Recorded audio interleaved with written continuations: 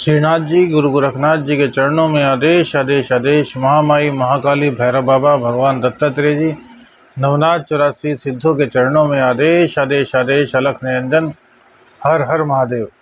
आज बात करते हैं सोमवार की। अधिक मास में सावन का पड़ने वाला द्वितीय सोमवार है आज। शुक्ल पक्ष 24 जुलाई षष्ठी तिथि आज रहने वाली है। और आज जो सूर्योदय का टाइम है वो सुबह को 5:37 पर है, जबकि सूर्यास्त शाम को 7:17 पर होगा। इसी के साथ साथ जो राहु काल है वो सुबह को 7:20 से 9:02 तक रहेगा। दिशा शूल पूर्व की रहेगी। अभिजीत मुहूर्त का समय 12 बजे से 12:54 तक रहेगा। और दिशा शूल में पूर्व दिशा है, तो पूर्व दिशा की यात्रा आज करना टाल दीजिए। आदेश आदेश। अलख निरंजन, हर हर महादेव। श्रीनाथ जी, गुरु गोरखनाथ जी के चरणों में आदेश आदेश।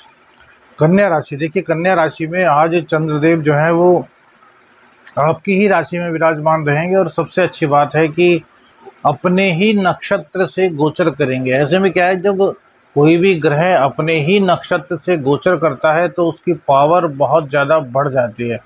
उस खास तौर से चंद्रदेव जिनकी गति बहुत तेज है, वो अपने ही नक्षत्र से गोचर करेंगे तो काफ़ी परिस्थितियां आपके पक्ष में जाने वाली हैं।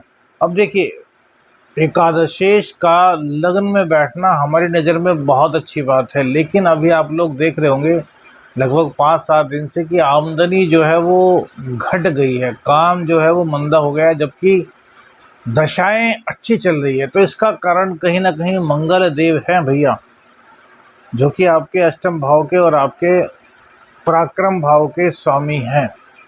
तो कहीं ना कहीं आप यह देख रहे होंगे कि आपके पराक्रम में कमी है। आप जितना कर सकते हैं, जितना करने की आपकी क्षमता है, आप उतना नहीं कर पा रहे। और गोचर में यही चीज आपके विपक्ष में जा रही है। होता क्या है कि जब हमारा पराक्रम कहीं ना कहीं डाउन होता है तो फिर हर चीज हमसे डाउन होना शुरू हो जाती है। अब पराक्रम का जो स्वामी है हमारे मंगल देव, कन्या राशि में यदि देखा जाए तो मंगल देव कारक ग्रह की भूमिका में नहीं आते, लेकिन भैया मंगल देव को भूला नहीं जा सकता, क्योंकि यह हमारे ब्लड के कारक हैं। यदि ब्लड हमारे शरीर में नहीं होगा तो फिर क्या होगा, मृत्यु हो जाएगी। पराक्रम नहीं होगा तो कर्म ही नहीं कर पाएंगे। तो इस तरीके से दिक्कतें काफ़ी मंगल देव की वजह से बढ़ गई हैं। अब इन दिक्कतों को दूर करने के लिए हनुमान चालीसा का पाठ बहुत अच्छा है भाई। शिवतांडव स्तोत्र करते रहिए, शिवतांडव स्तोत्र से भी आपको राहत मिलेगी। लेकिन अभी एक चीज़ आपको और बताएंगे, जिससे कि जो लोग मंदे की मार झेल रहे हैं तो इस उपाय को आपको बताएंगे। इस उपाय से भी आपको काफ़ी लाभ होगा। अभी तो बात करते हैं सूर्यदेव की। सूर्यदेव भैया कर्क राशि में आपके एकादश भाव में बैठे हुए हैं। सूर्यदेव की यह स्थिति कहीं ना कहीं भैया खर्चों को बढ़ा रही है। तो खर्चों को कम करने के लिए आपको गायत्री का पाठ अवश्य ही करना चाहिए। गायत्री मंत्र का पाठ आप करेंगे तो इससे क्या होगा, आपके जो खर्च हैं उस पर कहीं ना कहीं लगाम लगेगी। और मंगल देव सूर्यदेव के घर में ही विराजमान है, तो कहीं ना कहीं जो मंगल का आपकी कुंडली में गोचरवश दोष चल रहा है, वह दोष भी बहुत हद तक दूर होगा। इसी के साथ साथ बुध देवता आप पर पूरी कृपा बरसा रहे हैं, लेकिन बुध देवता की जो डिग्री है वो वृद्धावस्था में पहुंच गई है, क्योंकि बहुत जल्द बुधदेव भी अपना राशि परिवर्तन कर लेंगे। तो आपके लग्नेश और आपके पराक्रमेश का 12वें स्थान में जाना एक तरीके से देखें तो स्वास्थ्य संबंधी दिक्कत तो आपको पैदा करेगा। लेकिन भैया जब आपके कर्मेश 12वें स्थान में जाकर के बैठेंगे शुक्रदेव के साथ, जो कि शुक्रदेव अब वक्री हो चुके हैं, तो वक्री शुक्रदेव आपको 11वें 12वें और लगन का प्रभाव देने वाले हैं। तो अब स्थितियां आपके लिए चेंज होनी शुरू हो जाएंगी। बुध के परिवर्तन के साथ ही आपके जो विदेश की स्थितियों में कहीं ना कहीं कुछ ना कुछ प्रॉब्लम मंगल देव की वजह से आ रही थी, वो सब दूर हो जाएंगे। लेकिन देखिए, शुक्र और मंगल, शुक्रदेव अब जब बहुत ज़्यादा बली हो गए हैं, तो शुक्रदेव का आपकी कुंडली में 12वें स्थान में बैठना अच्छा है और बुरा भी है, दोनों ही चीज़ें हैं। अब चूंकि ये वक्री हो गए हैं तो अब इनकी पावर बढ़ गई है, इसलिए भैया वासनात्मक क्रियाओं से आपको बच करके रहना होगा, अनैतिक संबंधों से आपको बच करके रहना होगा, विपरीत लिंगी के प्रति आपका आकर्षण बढ़ेगा, आप स्त्री हैं या पुरुष, अनैतिक संबंधों की ओर भी आपका झुकाव भैया इस वक्त होगा।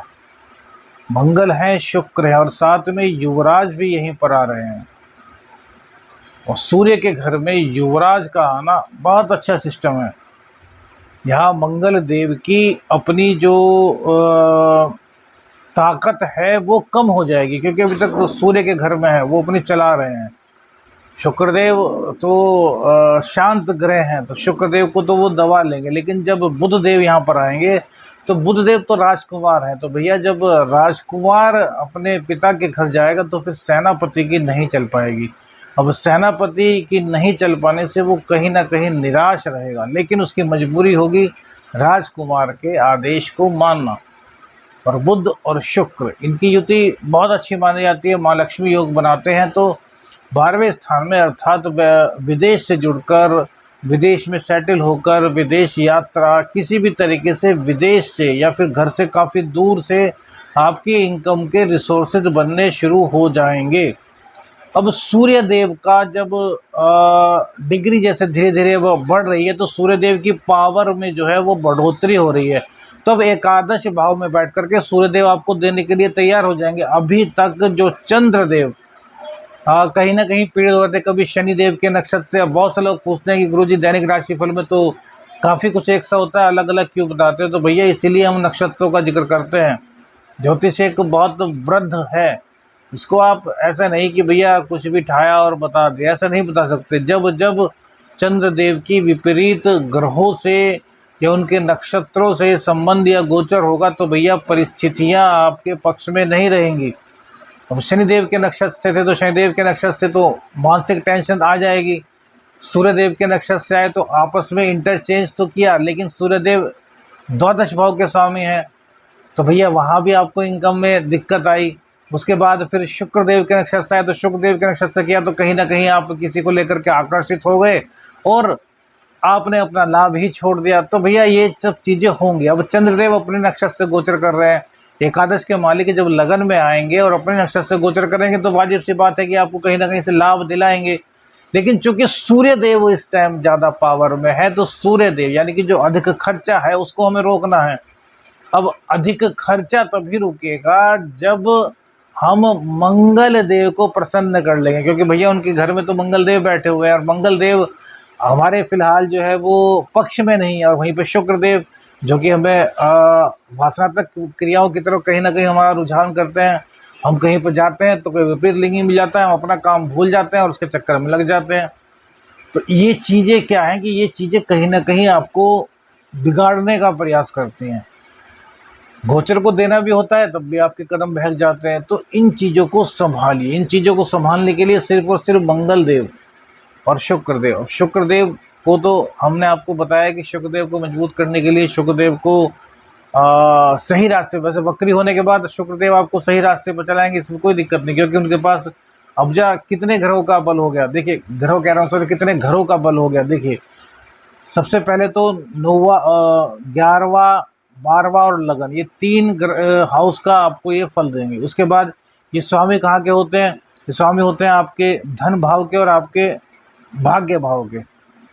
3 और 2 5, 5 तो घर आपके ये हो गए। उसके बाद शुक्रदेव 12वें स्थान में बैठ करके 6ठे स्थान को देखेंगे तो 6 घर, तो 6 घर एक वक्त में शनिदेव और शुक्रदेव संभाल रहे हैं। और ऐसे ही शनिदेव भी इस टाइम वक्री हैं, तो 2 ग्रह वक्री, और राहु और केतु तो हमेशा वक्री चलते हैं। तो वक्री ग्रहों का एक ज़्यादा बड़ा असर आपकी ज़िंदगी में देखने को मिलेगा। वक्रत्व काल में जब ग्रह अपनी पूरी मजबूती में आते हैं तो जहाँ के स्वामी होते हैं उस भाव को ही भैया पूरा बढ़ाने का कार्य करते हैं, आगे पीछे। और अब अगस्त में तो जो शुक्रदेव हैं वो उल्टी चाल चलेंगे, अर्थात तो सिंह राशि में है अभी फिलहाल, तो वापस कर्क राशि में आएंगे।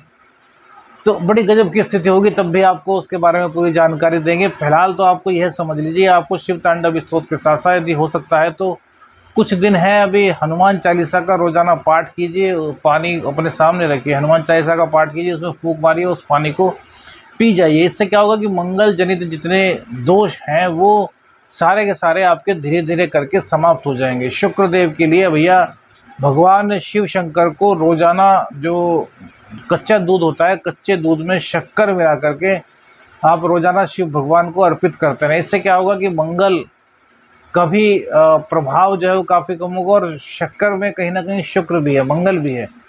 अब शक्कर है तो रंग उनका लाल होता है, तो वो मंगल के कहीं ना कहीं प्रतीक हुए, और इसी के साथ साथ शुक्रदेव मिष्ठान भी है ना, तो शुक्रदेव भी उसमें कहीं ना कहीं शामिल हो गए। दूध आपके चंद्रदेव हो गए।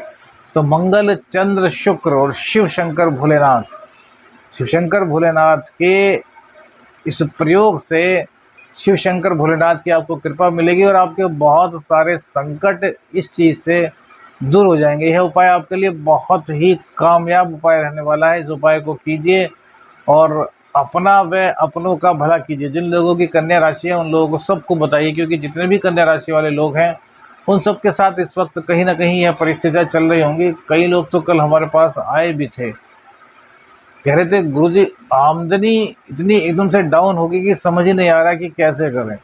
मैंने कहा भैया इसके लिए सिर्फ और सिर्फ अपने मंगल को जगाओ। हमने उनसे पूछा कि क्या पराक्रम उतना कर पा रहे हो, कह रहे नहीं, कहीं ना कहीं डाउन फील कर रहे हैं। तो मैंने कहा पराक्रम को बढ़ा दोगे तो काफ़ी चीज़ें आपकी बननी शुरू हो जाएंगी, और गोचर में भी स्थितियाँ अभी अच्छी आएंगी। हालांकि चंद्रदेव अभी कन्या राशि में है, तुला में आएंगे तो भी ठीक रहेंगे, लेकिन फिर तुला में आते ही कन्या में है, अब तुला में आएंगे तो कहीं ना कहीं नीचा विलासी भी हो जाएंगे, क्योंकि ये वृश्चिक राशि में नीच के होते हैं। जब नीच की राशि में जाएंगे अपनी वृश्चिक राशि में, तब वहाँ भी आपको दिक्कत होगी। लेकिन जब वृश्चिक राशि से निकल करके ये अपनी धनु राशि में प्रवेश करेंगे, तब जा करके स्थितियाँ आपके लिए बहुत अच्छी हो जाएंगी। आदेश आदेश अलख निरंजन, हर हर महादेव।